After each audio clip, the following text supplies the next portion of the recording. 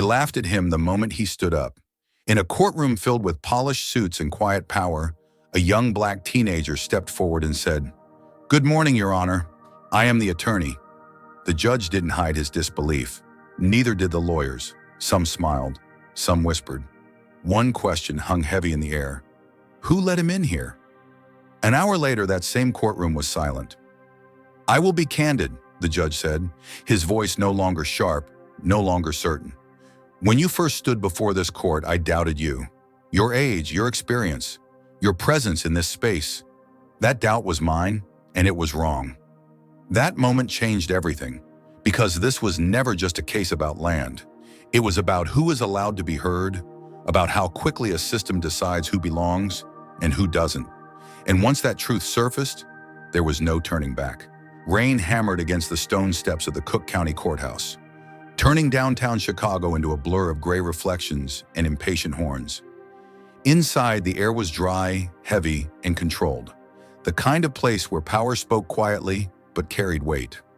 Lawyers in tailored suits moved with confidence, leather briefcases swinging at their sides, their voices low and assured. This was where deals were sealed, lives redirected, and ordinary people often lost without anyone noticing.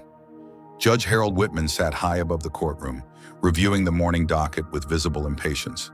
62 years old, silver-haired, and known for running a tight ship, he had little tolerance for anything that disrupted his sense of order. He believed deeply in procedure, in rules, in things being done the right way. He did not believe in surprises. That belief was tested the moment Caleb Monroe walked into the room. He was young, too young for this place, many thought.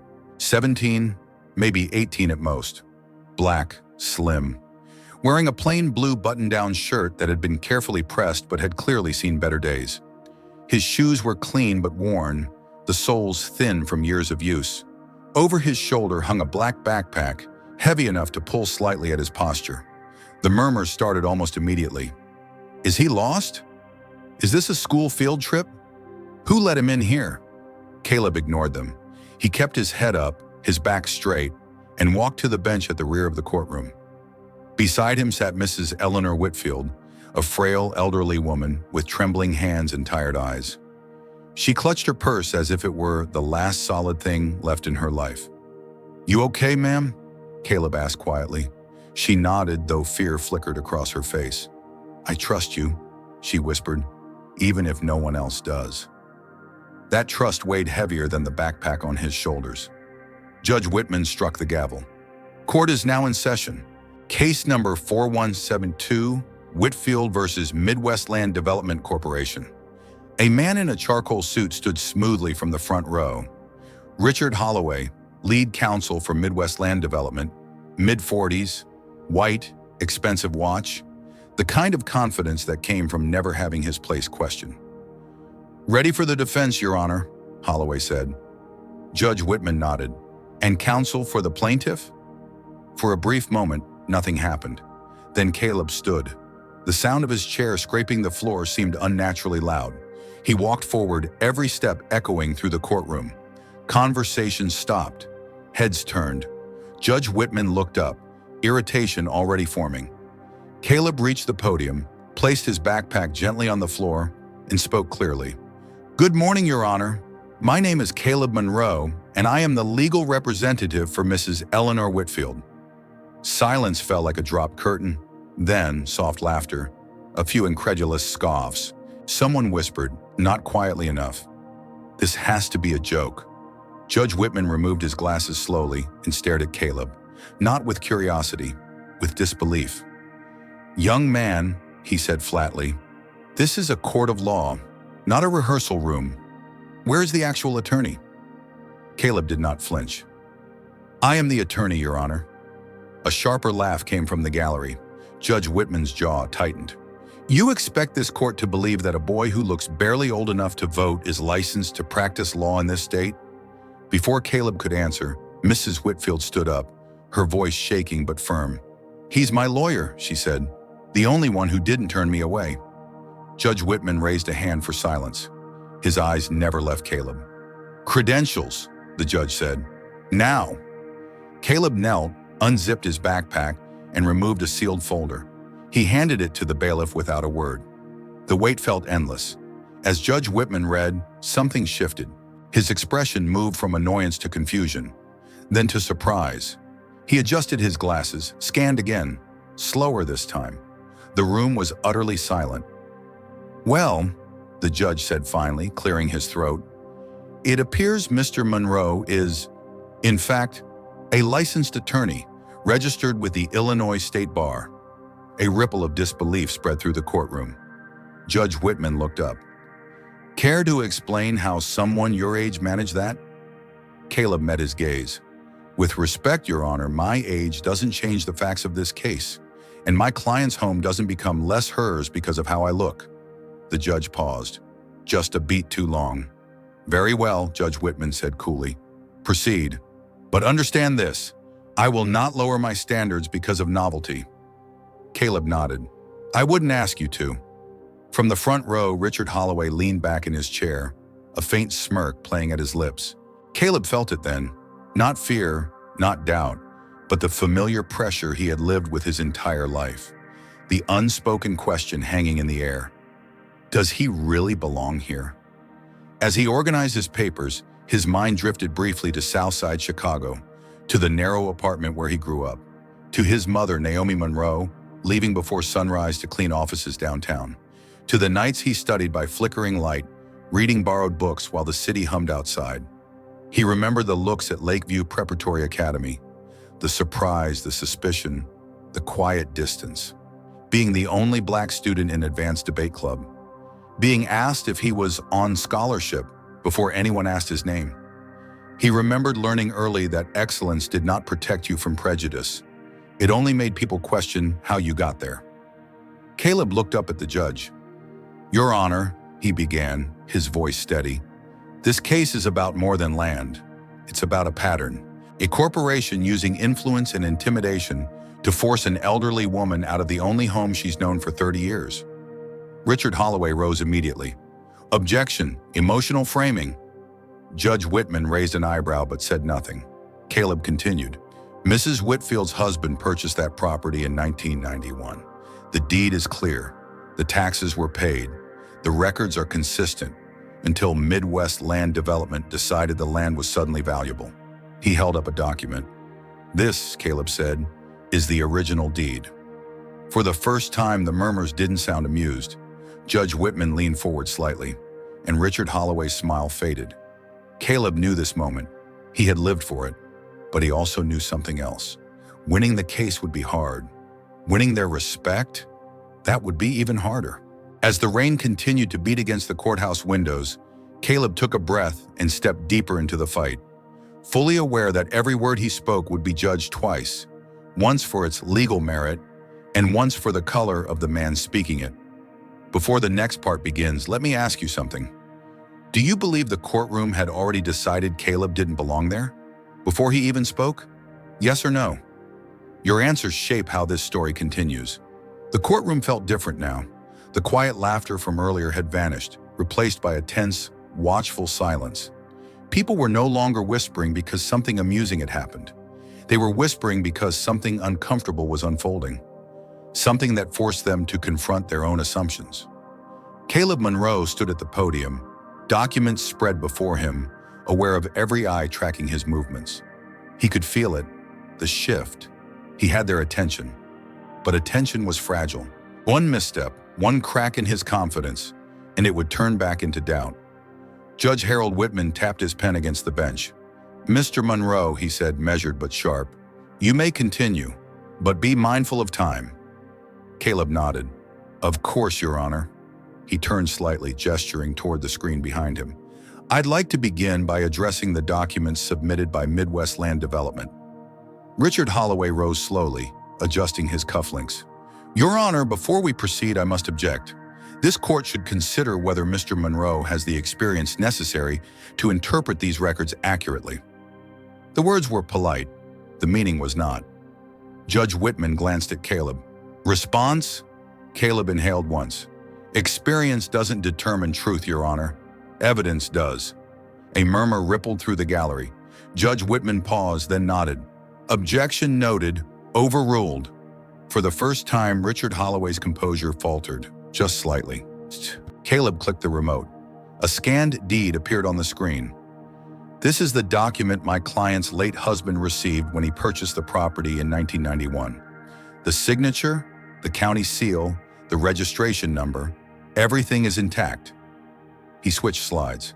This, Caleb continued, is the version submitted by Midwest Land Development.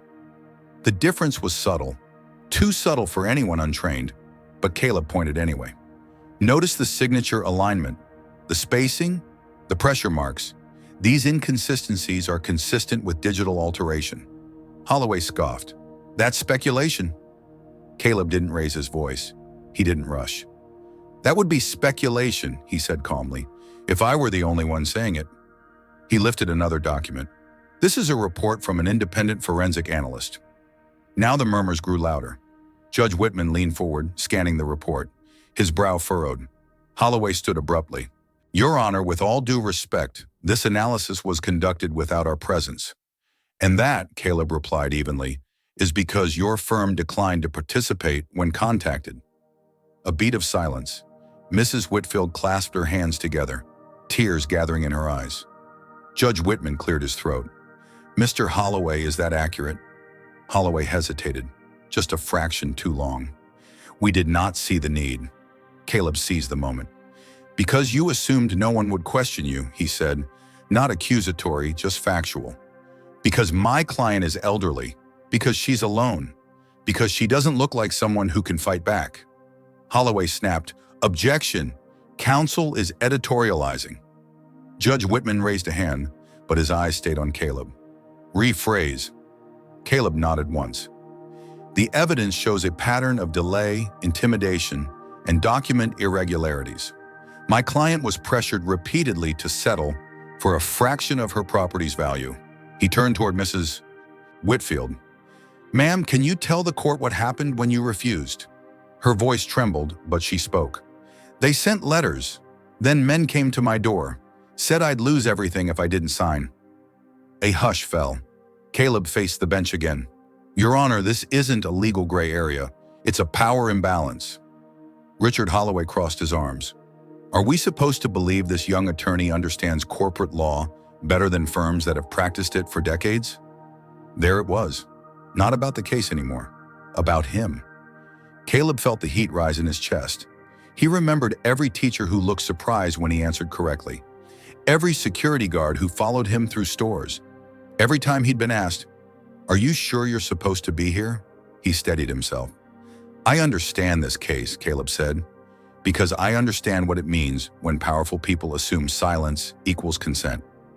Judge Whitman studied him closely now, not skeptically, critically. You're saying, the judge said slowly, that this case reached my courtroom because your client was worn down. Yes, Your Honor. And that Midwest Land Development relied on that.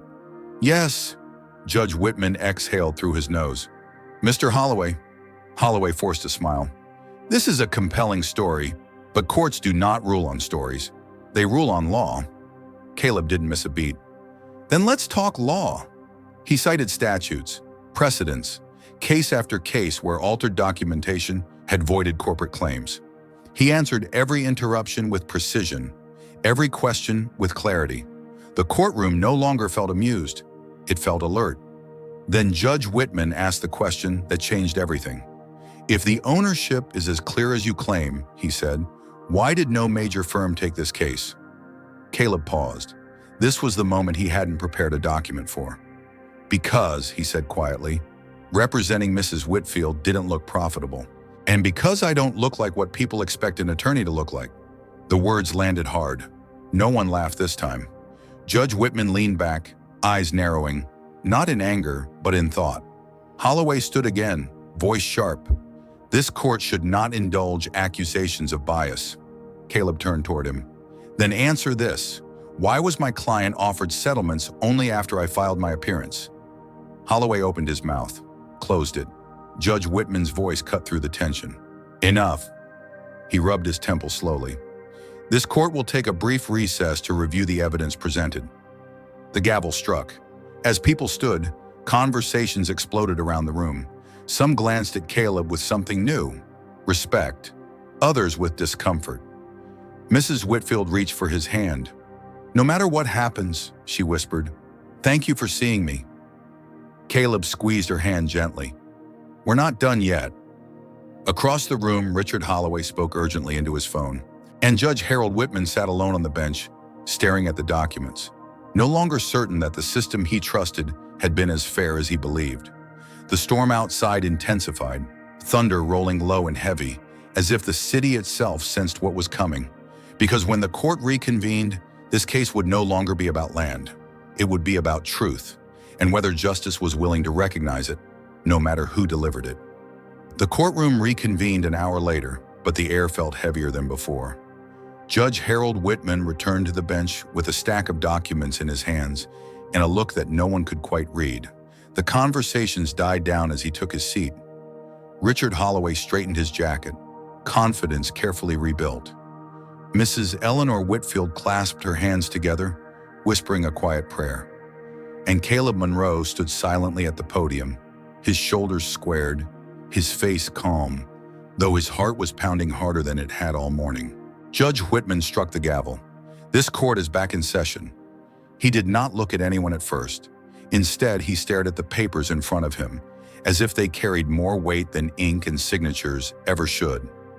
"Before I deliver my ruling," he said slowly, "there are things that must be said." The room held its breath.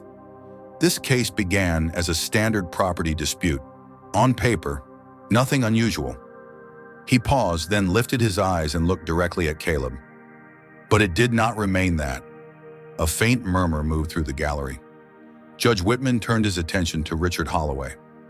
"Mr. Holloway, your firm presented documentation that, upon closer inspection, contains inconsistencies that cannot be dismissed as clerical errors." Holloway opened his mouth. "Your Honor." "Sit down," the judge said firmly. Holloway froze, then slowly lowered himself back into his chair. Judge Whitman continued, "Independent forensic analysis confirms irregular alterations in signatures and dates. This court cannot ignore evidence of that nature." Mrs. Whitfield gasped softly, pressing a hand to her chest. "And yet," the judge said, his voice tightening, "what troubles me most is not only the documents. It is how this case reached this courtroom in the first place." He leaned forward. "An elderly woman pressured to surrender her home, repeated delays, settlement offers timed strategically to exhaust her resolve." He paused. "And a young attorney whose competence was questioned not because of his arguments, but because of his appearance." A ripple passed through the room. Judge Whitman's gaze remained fixed on Caleb. "Mr. Monroe, I will be candid. When you first stood before this court, I doubted you." Caleb did not react. "I doubted your age," the judge continued, "your experience, and yes, your presence in this space." His jaw tightened. "That doubt was mine, and it was wrong." "Trini," the words landed like a quiet thunderclap. Richard Holloway shifted uncomfortably. Judge Whitman straightened. "This court finds in favor of the plaintiff. Mrs. Eleanor Whitfield retains full legal ownership of her property. Midwest Land Development Corporation's claim is denied." For a heartbeat, nothing happened. Then the courtroom erupted. Mrs. Whitfield let out a sob she had been holding for months and reached for Caleb, wrapping her arms around him. "You did it," she whispered through tears. "You saved my home." Caleb gently returned the embrace. "You saved it," he said. "I just made sure they listened." Judge Whitman struck the gavel again, but there was no edge in it this time. "Order." When the room settled, he spoke once more. "Mr. Monroe, your conduct today demonstrated professionalism, discipline, and respect for the law, qualities this profession depends on." Caleb nodded. "Thank you, Your Honor." The judge hesitated, then added, "This court would do well to remember that justice does not have a face, an age, or a color." Silence followed, not the awkward kind, but the reflective kind. Outside the courthouse, the rain had finally stopped. Sunlight broke through the clouds, catching the wet pavement and turning it into a mirror. Reporters gathered quickly. Cameras flashed, microphones appeared. "Caleb, how does it feel to win your first major case?" one asked.